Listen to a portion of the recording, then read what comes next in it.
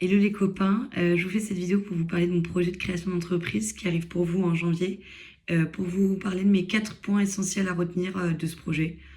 Donc voilà. Alors pour commencer, le premier point, je vais vous parler de mon plus gros défi, de ma plus grande victoire dans ce projet.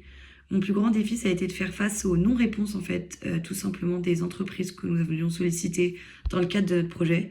Je ne m'attendais pas à qu'on ait aussi autant de mal à contacter certaines entreprises et du coup à nous tourner vers d'autres entreprises parce qu'il nous fallait des réponses et qu'on avait besoin de leur expérience et pour avancer dans notre projet.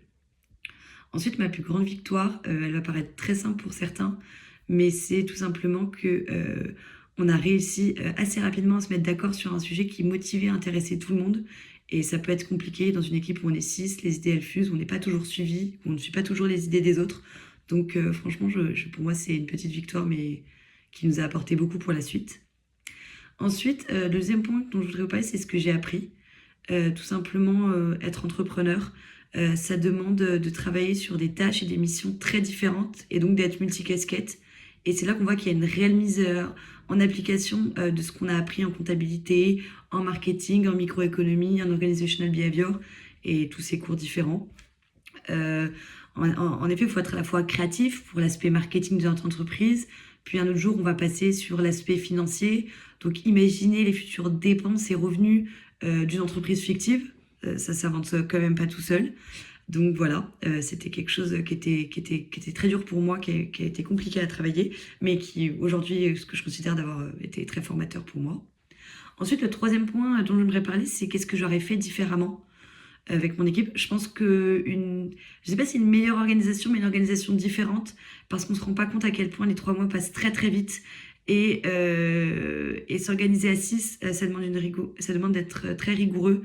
Et on n'était pas forcément toujours prêt face à ça.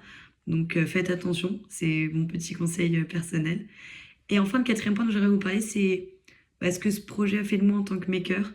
Je pense que ça fait ce que j'ai aimé dans ce projet, c'était de définir le sujet et la stratégie du projet. Donc, par exemple, dans notre cas, dans notre agence de relations de micro-influenceurs et d'entreprises, quand on devait choisir le domaine d'entreprise dans lequel on allait spécialiser, le domaine de la cosmétique m'a semblé tout de suite un sujet très intéressant.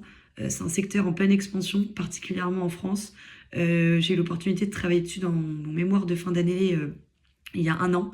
Et du coup, j'avais une bonne base sur le sujet. Donc pour moi, c'était un vrai sujet à prendre. Et mon équipe a été très rapidement convaincue par le projet. Donc voilà, bonne chance à vous.